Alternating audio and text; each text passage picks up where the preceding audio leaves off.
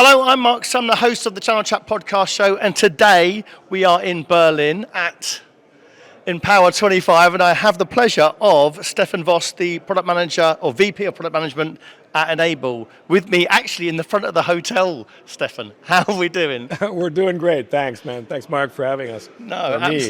Right? Absolutely. Well, first of all, let's start there. We're at the front of a hotel in Berlin. What's been your involvement in actually putting this event on? Yeah, so I would say the event team is amazing. So I would like to take credit, but I'm really just here to show up, you know what I mean, and get the benefit. I mean, that needs to be said. It is really exciting to have it in Berlin. I'm from Germany originally, so it's kind of nice to be sort of on the home turf a little bit and mix it up with also German customers, right? But it's quite an international crowd, which is really nice. Yeah, because I think your events team actually said you hold it every other year now. Is it once in America, maybe once in Europe? Is that what happens now? That's the model, right? So we did Vegas, Prague, Frisco, Texas, now here. So I think that's the idea, to just alternate a little bit. Well, Stefan, let's go straight into it, because the MSP landscape is evolving rapidly. What do you see the biggest opportunity at the moment for MSPs that have turned up today and want to get something out of the event? Well, I mean, there's all the M&A stuff, right? The business transformation stuff. So there's a lot of cool conversations going on. So that's clearly something that's going on. I'm closer to the product, as you would imagine. And we all know that the threat landscape is just crazy, right? There's a lot of things going on. And I think end customers, so those who the MSPs serve, they just want to make sure that MSPs have their backs, right? So from essentially left of boom to right of boom. So anything from prevention, you heard about breach prevention, to finding vulnerabilities and being able to patch them, to being able to recover. Just end to end, right? And so I see that's more relevant than ever. Yeah, because we're hearing a lot about the opportunity of and potential threats of AI now. So how is Enable harnessing AI to sort of bolster cybersecurity? Yeah, I mean, I think there was a good panel, right? So AI is, of course, both a threat and an opportunity, right? So the bad actors use AI, right, to be more nifty than ever to attack our environments, including the backup environments, everything that's at their disposal. And, of course, we would use AI in different ways, right? On the one hand, of course, to find patterns, anything that's unusual, so breach prevention would use that as an example.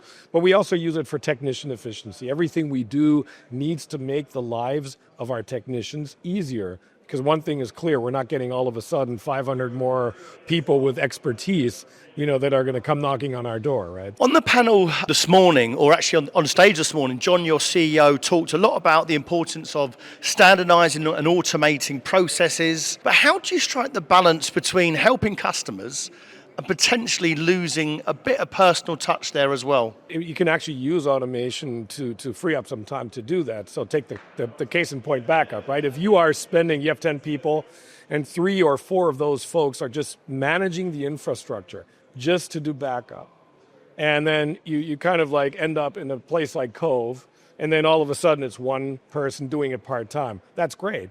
That doesn't mean you get rid of 3 people. It basically just means you can now use that energy and that time to engage with customers, to work on things that are more relevant, more profitable, and so forth. So I think if you do automation right, it doesn't mean you have to sit back and rely on the machine to do the engagement with a customer.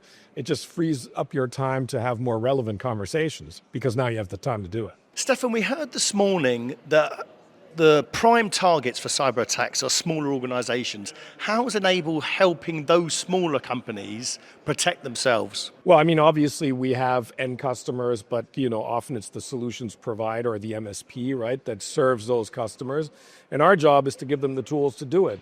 And again, we need to put also smaller MSPs in a position so they can actually start offering a SOC as a service, so cyber operations center monitoring, right, of threats as a service. And if you're not big enough to do it, we have a beautiful co-managed sort of model with Adlumin, right? So you can actually augment sort of your expertise and energy and skills partnering with us.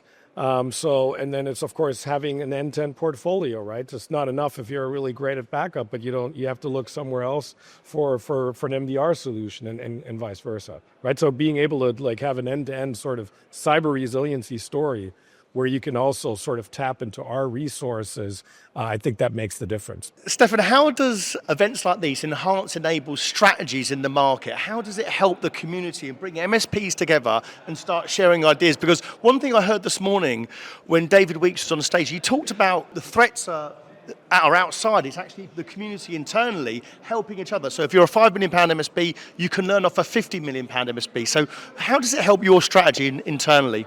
Yeah, and then I think John talked about like 500 consultants, but you got to give back. And I think that's when I joined here from a larger company that I worked for, Fortune 50.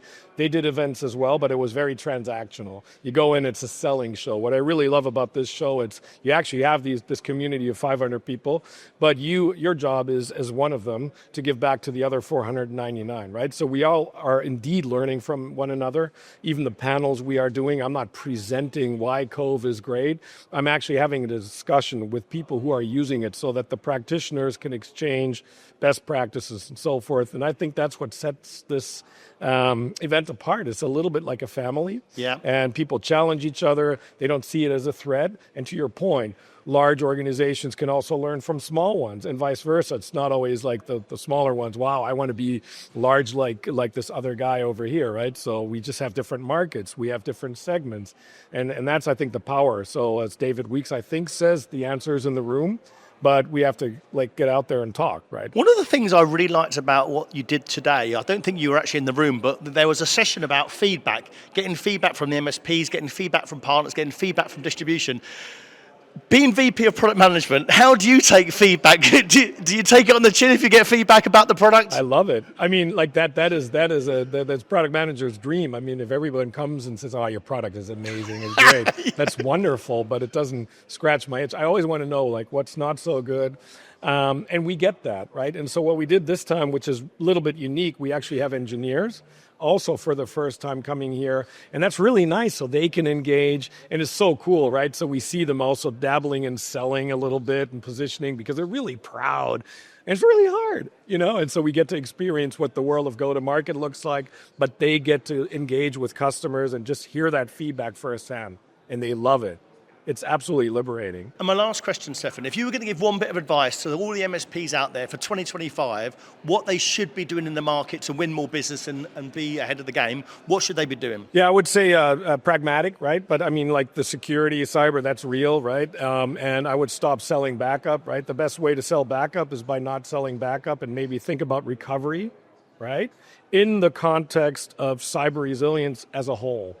That would be one. I'm a backup guy, right? So I got to talk a little bit Cove data protection, but that's what I would say. So that's just one example. Keep it real. You're not going to get new people, but free up those tedious tasks. Stop doing those if you can. Maybe partner where it's helpful. But yeah, the cyber thing is real, and just pick your battle and then just learn and start making an investment now. Stefan, you've been a great guest. Thanks so much for your time. Thanks a lot. Appreciate it.